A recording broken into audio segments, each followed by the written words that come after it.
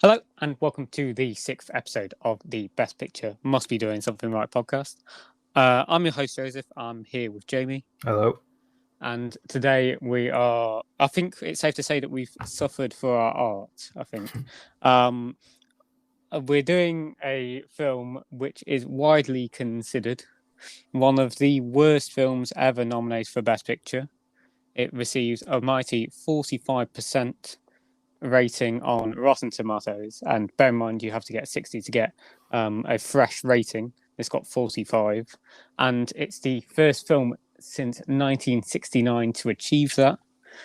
Every other film that's been nominated for Best Picture since 1969 has received a fresh score on Rotten Tomatoes. It's also got a 46 on Metacritic. And I don't know if you remember this, but there used to be, every time the Oscar nominations were announced, there's a website called College Humor, and they always put out if Oscar movie posters were honest. And the description for this film was the title that they changed to it was extremely lame and incredibly cloying, and it's what that film become known as to me this whole time. And the film is, of course, extremely loud and incredibly close.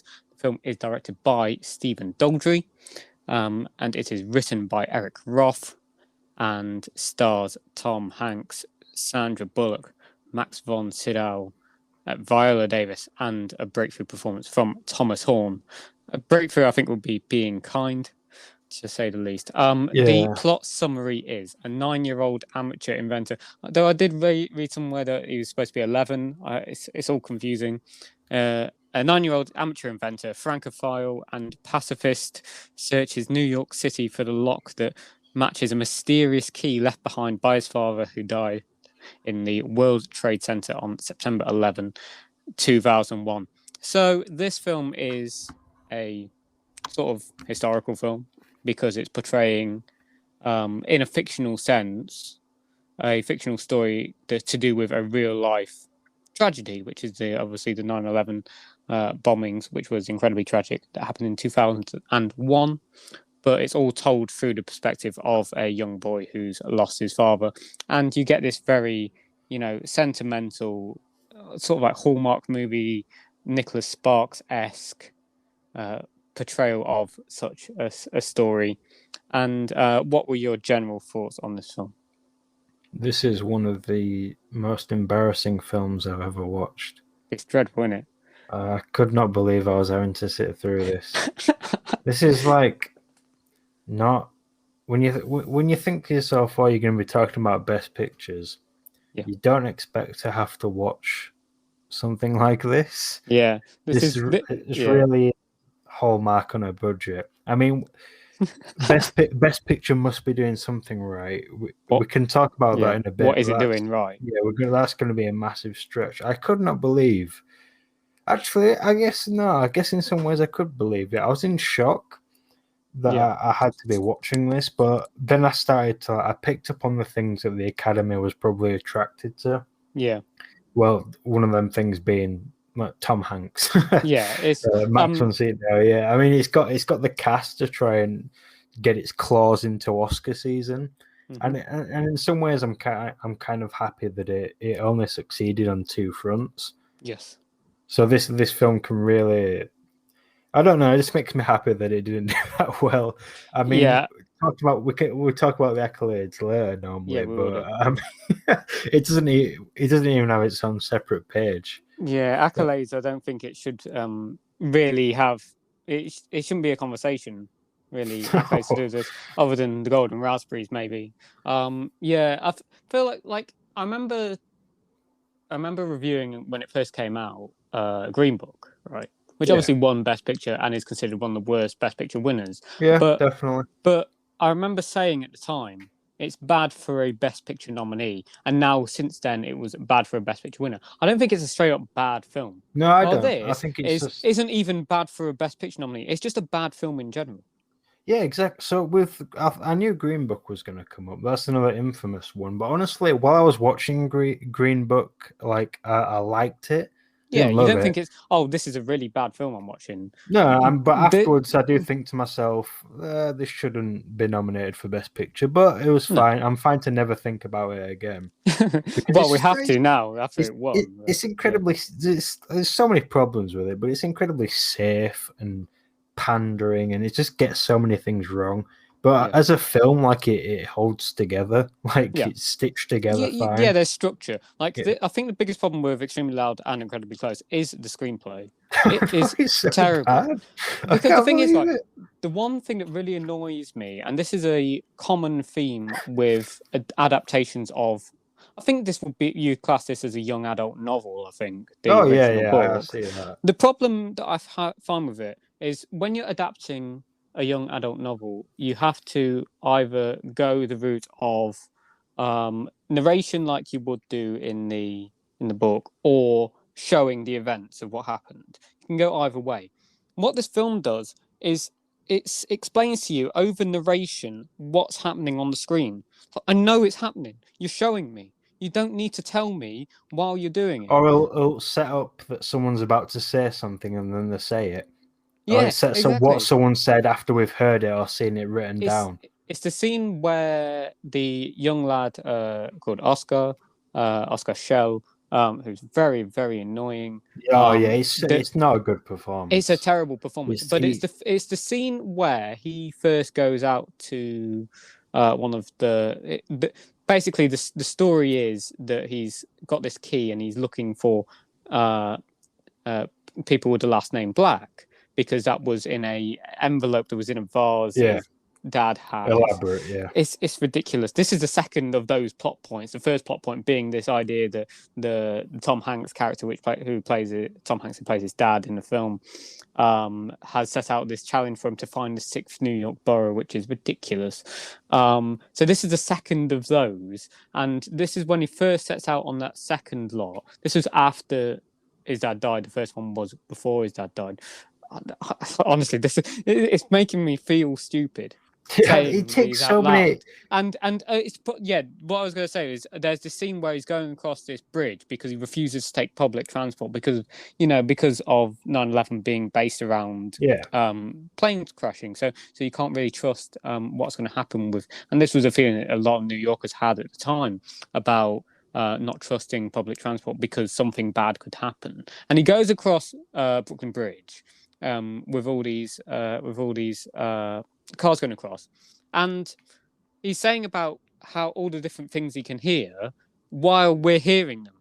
I know that he's hearing them because I can hear them myself. This is the scene going on. You don't need to explain over the top what's happening. The narration is just one of the shortcuts that this terrible screenplay takes in order to try and. So I mean, there's trope shortcuts, there's structure shortcuts, but what I mean is like there's the answering machine stuff. Mm-hmm. There's the narrating over the scenes of him meeting people instead of actually letting us meet them.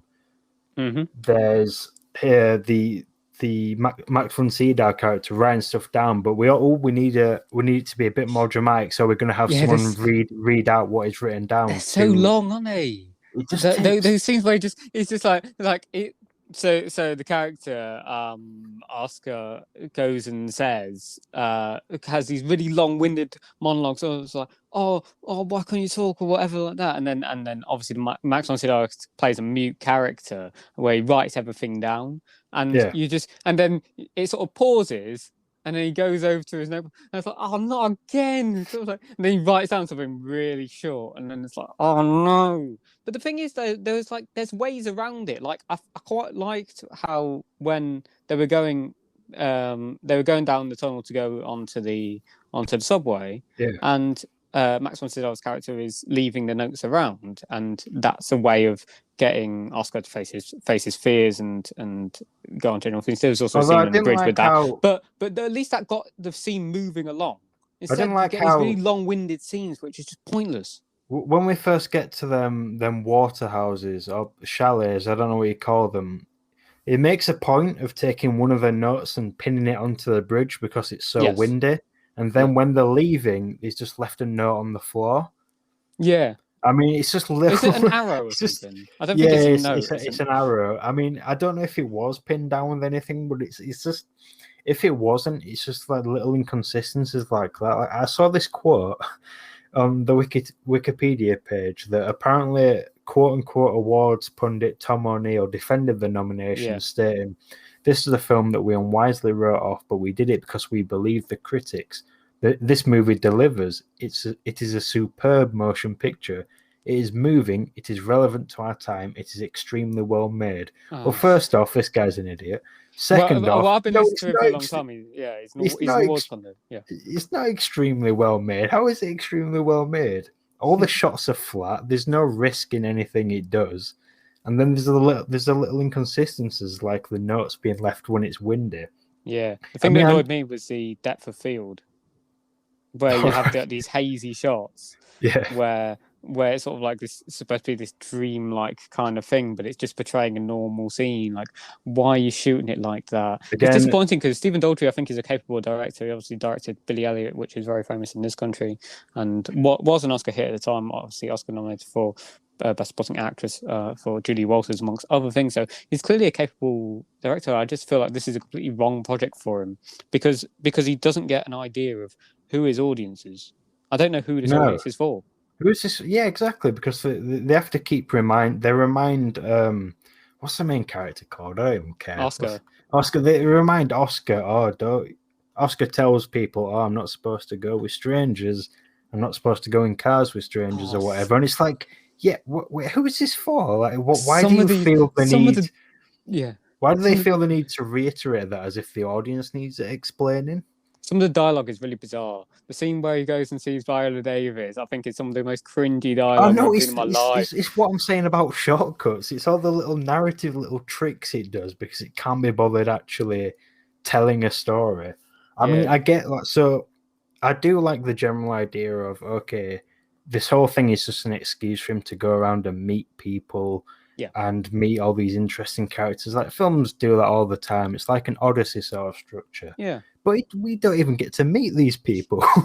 Yeah. We just have it narrated back to us. Yeah. It is bizarre.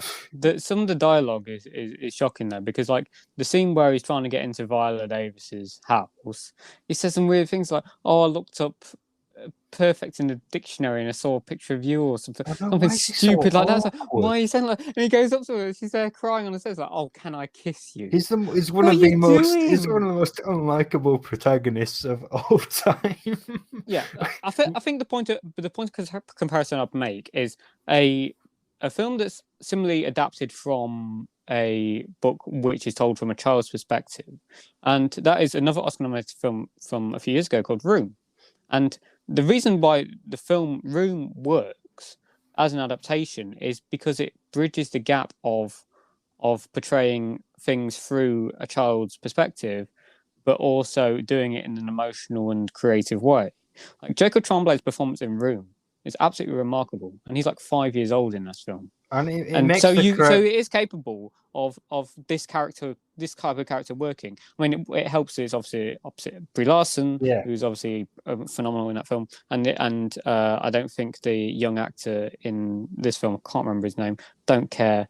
He hasn't been. He hasn't been in anything since. I had a look on IMDb. I can't say I'm surprised. He's not helped by having no real like a star alongside him or anything, putting in a great performance and who isn't completely wasted. There's some great actors in this film, but they're I would like wasted. To say the film takes a step up when we meet Max von Sydow's character, the renter, we'll call him. When we actually get to like spend time with him, I did actually like some of that stuff, but then I did, he has to go away for a end of second act character in sad place moment. Yeah. And it's just so generic. I can't believe it. I was in disbelief. I should have been writing down all the stuff that were bothering me about how lazy this film was, because we would have actually, I think it's much better that we have a less coherent discussion about it, because I don't know if this film deserves that much effort. Exactly. The big reveal in terms of Max von Sydow's character is the most predictable thing. I remember specifically saying out loud, "Oh, you reckon, do you?" during the scene, sort of like, because it's that obvious, the big reveal that happens, and we'll talk about it more in the spoiler section I if you can be didn't bothered I to didn't hear that mind in. that. I didn't Yeah. mind that, but I don't think it should have been a twist. Like that was kind of pointless to be a twist. Yeah, it was obvious from the start. Like, Yeah. it's baffling. There's so much of this film which is completely baffling. I don't know how they managed to make it 2 hours 10 minutes, because it does nothing with the time.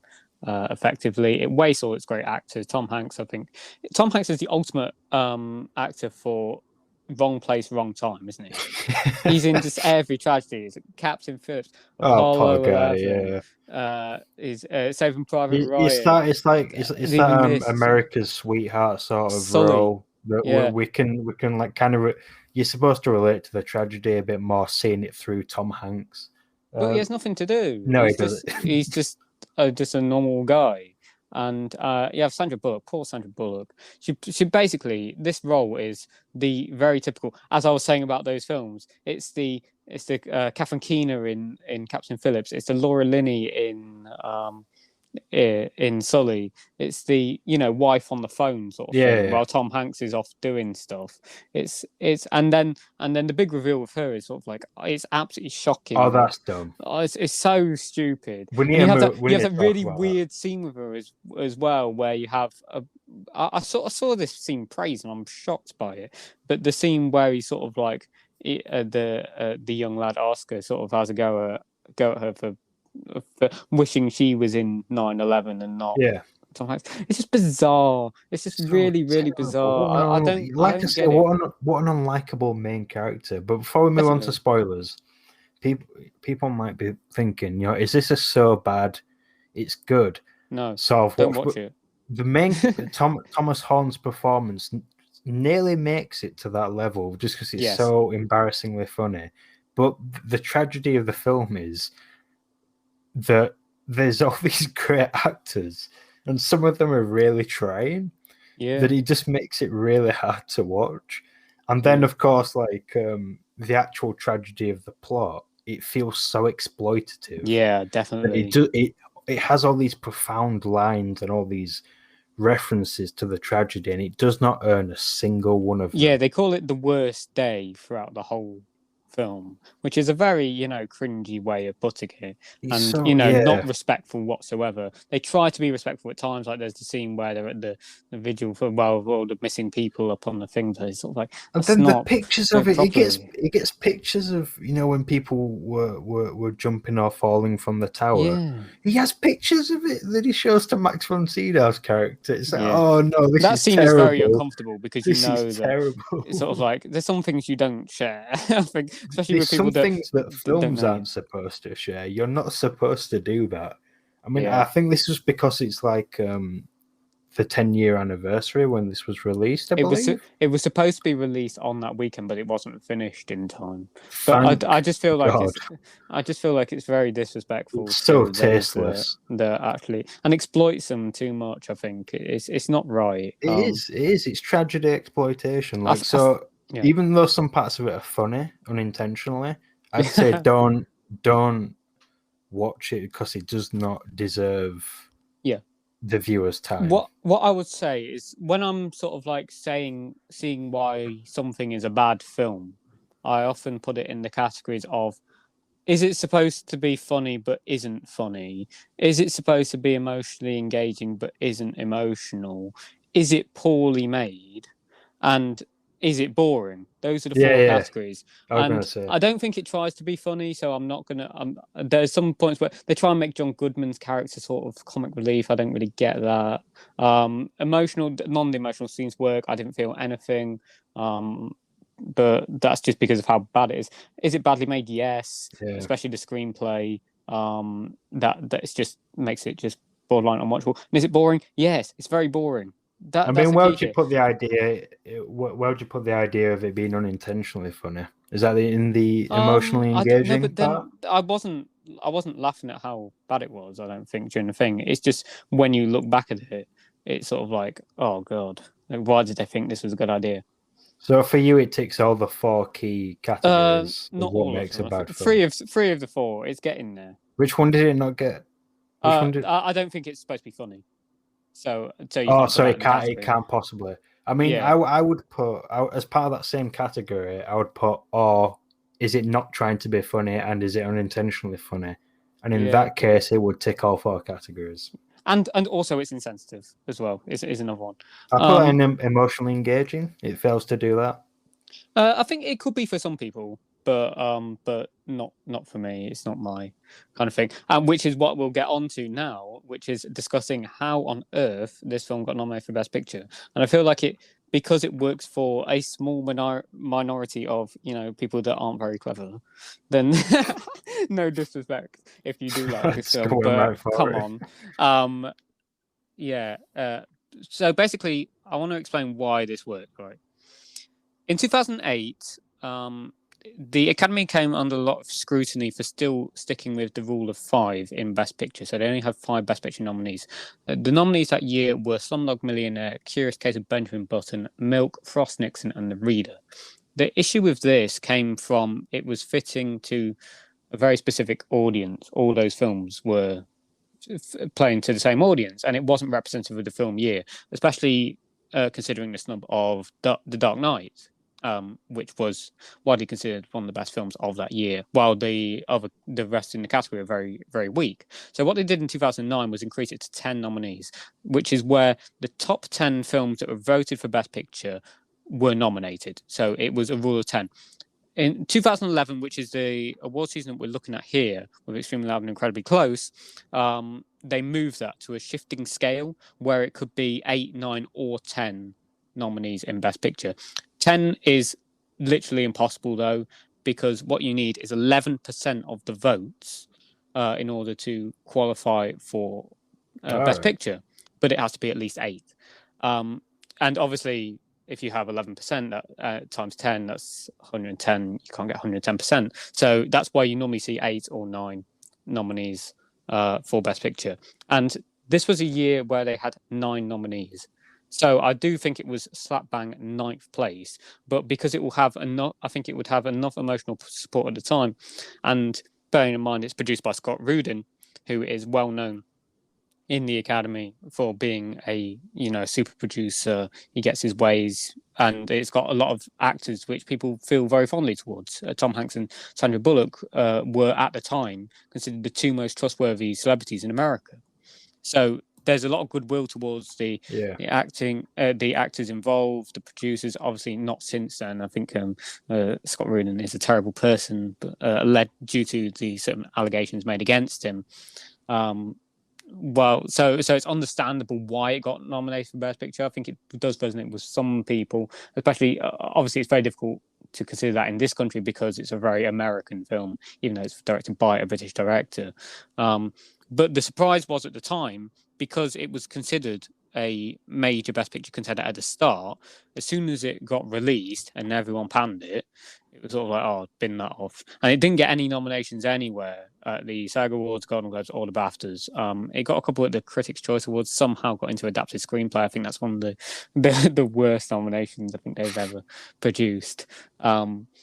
So it ultimately ended up with those 2 nominations for Best Picture and Best Supporting Actor for the late great Max von Sydow. I'm not too much against that nomination because I feel like that that category was very weak that year. You had like Ken Branagh for My Way Marilyn, you had Jonah Hill in Moneyball, and obviously the winner that year was Christopher Plummer for Beginners, who swept the whole season. I'm not a big fan of Beginners as a film, but Christopher Plummer is good in the film, and I think he was deserving of a nomination. It's a very similar performance to the one that Max von Sydow gives in Extremely Loud and Incredibly Close as an older actor. In terms of its chances of Best Picture, it didn't have a prayer. No. The artist won comfortably that year, and deservedly so. I do think 2011 was a very weak year for film in general. There's some good stuff in there. There's some, but it's sort of like if you compare it to 2010, the previous year, or if you compare it to a year like 2014, it's not even close. I don't think is one I've been meaning to watch. I see. Yeah, we might do that on a later show. I've seen Midnight in Paris. Yeah, that wouldn't be nominated this if it was done today. No, for a good reason. I haven't seen Moneyball. I haven't seen quite a lot of these. Yeah, I wasn't really following at this point. It's a forgettable year. Yeah. And the frustrations came from its nomination in Best Picture because it wasn't. Again, it was this argument. It wasn't representative of the year. You had films like Bridesmaids, which could have been in that slot instead. You could have had even a film like Harry Potter and the Deathly Hallows Part Two. Representative of the whole franchise. You could have had different, or even a film like A Separation, where you had a foreign language film potentially nominated in the category, or even something like Girl and Dragon Tattoo, which won editing that year actually, and was David Fincher's follow-up to The Social Network. Dragon Tattoo, I think, is definitely the one that should have been there instead of this. Yeah, definitely. So that's a bit of context of why it was nominated. Did it deserve it? No. Did it have any chance of winning? No. Would it have any chance of winning now? No. But I feel like to sum up this period, which we're just gonna leave it here before we move quickly on to spoilers. What I would say is, its Best Picture nomination is both hurt and helped its reputation. It's hurt its reputation because it's so bad compared to every other Best Picture nominee that's been released. Well, possibly ever, really. It's one of the worst of all time. It's a dreadful film as you consider it as a Best Picture nominee. But the reason that people are still talking about it is because it was nominated for Best Picture. So it definitely helped its revenue. It's helped its rewatchability over time and made it memorable in film history, which I feel like is sort of the point of the Oscars in the first place, where you award these films so they're remembered over time. So I think for that extent, they've done a successful job of making this film into something worth talking about even now, even though it's panning it. So sort of like all news is good news, I think is the phrase I'd use. Any final thoughts before we move on to spoilers? Well, in terms of must be doing something right, I think it's very easily just a case of pushing enough Oscar bait buttons and having having the right cast. Sticks, yeah. Exactly. You powered through that section. Yeah, I've actually done my research today. Yeah, I got the sense you really did not want to be talking about its accolades. Well, there's not much to talk about. It wasn't nominated for any technical awards, and it wasn't nominated elsewhere. So it's sort of like that's it. And that's all top of my head, by the way. That takes skill. It takes skill. Okay, I think we'll leave it there. Thomas Horn did win some awards for youth in supporting our main role. So I mean, that's just a bad year for it. Yeah. Yeah. You always have some terrible performances in there. I don't think it's his fault why he's so bad, but yeah, it is what it is. We'll just leave it there for now. Yeah, let's move on to spoilers. Moving on to spoilers. If you have not seen this film, I envy you, but don't watch it anyway. If you don't want to hear spoilers, though, I'd suggest clicking off now. But thank you so much for listening, and we'll see you for another episode sometime soon. And now on to spoilers. All I really say is, for spoilers, there's just so many cheap tricks. I mean, it's sort of So I like the idea behind the answering machine and the idea that he couldn't pick up the phone. I get that. Yeah, that's quite emotional. I mean, the film had already lost me at that point, so it's not. I'm not saying it didn't connect with me successfully, but I get what it was going for. But it just came across as so cheap. And another actor, Jeffrey Wright, I think his name is, another actor that was wasted. Yep. Because we see a glimpse of him earlier on, and then he gets a scene later. It's just really weird though, because it's sort of like he goes to him, sort of like, "Oh, will you forgive me?" It's sort of like, "Yes, I don't know you." Yeah. I mean, what's he going to say? No.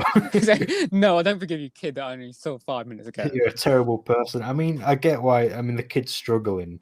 I get that he's dealing with a lot, and he has a lot of guilt. I mean, all of that makes sense, but I just think that the film didn't earn it. The key stuff takes about an hour and a half, and the reveal is completely pointless. He doesn't even get to. But so basically, it ends up being a guy who's recently lost his dad, who's left him a safe. That's it. And he's offered, "Oh, do you want to share it?" And he says no. So you don't even see that. You don't even get the full picture of that. I mean, I get the point is more about the journey, but they didn't have to be that like hit you on the head with a hammer with it. We're not ever going to show you what it was all about. Yeah. Why did you show me all journey? The journey, not the destination. It's stupid. And the whole reveal about Max von Sydow being his granddad, so like, if you didn't get that straight away, then you need your head checking.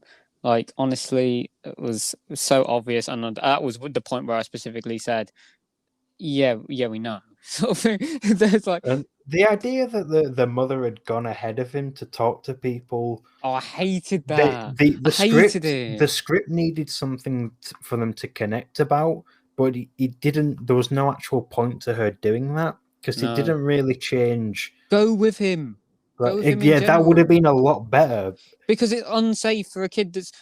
It's Yeah, not this is confirmed that he's another. autistic or got Asperger's or something. They said he was tested, but it wasn't. It wasn't conclusive. He's clearly got autism. That sounds like the film not wanting to address it because it's too No. scared. But also, Yeah, who is absolutely. this Yeah. film for? Because it makes a point of him not wanting to go with strangers, but he spends most of the entire film going around New York by himself. That's mixed Oh, you messages. know what really, really, really, really, really annoyed me? Yeah. That tambourine. Why does he have the tambourine? It's so Put it down. ridiculous. And it's really poorly sound edited as Yeah, well. the So it's sound sort of like design it is doesn't. awful. The sound is off when he's doing it. And then it just muffles everything else in this. The sound editing is abysmal in this film, by the way. You know, like honestly, really, really bad. And what else reveal was? I think that's about it really. In terms of, there's no, the final scene with the swing. Why are you going back to the sixth Yeah. borough? We did this 2 hours I ago. thought the We binned entire this off point 2 hours ago. the sixth What? borough was just a way of getting him out to talk to people. Yeah, I know. It's not an actual plot. And it's just on the swing where they go to all the time. Like, it's not difficult to find. Why does he randomly go to it after all this time? I It's see. bizarre. I'm guessing this is something from the book. Yes. This theme of a scavenger hunt. So I don't know who to blame for just how weak the scavenger hunt theme is implemented, but it drags down everything the film is going for and trying to make it about the journey because it keeps having to remind you about the destination, but the destination is pointless. There is no sixth borough. We're not going to get to see what's in someone else's lockbox. It's just a waste of time. Absolutely. And I think that just sums up the film in general, really, just a massive waste of time. Any final thoughts before we leave it? It was worth it to watch to rip it apart. Yeah, that's the I thing. enjoyed that. You have to suffer for your art sometimes, don't Yeah. you? And we've really gone the extra mile for you today. So I really hope everyone that's listening to this has enjoyed the episode. If you want to hear more, you can follow on Spotify. You can subscribe on YouTube. All the episodes have been uploaded onto YouTube separately. So I hope you enjoy those. And if you want to find out more about what we've got coming up, make sure to follow on Twitter, bestpicture_pod. Thank you very much for listening, and we'll see you for another episode sometime soon.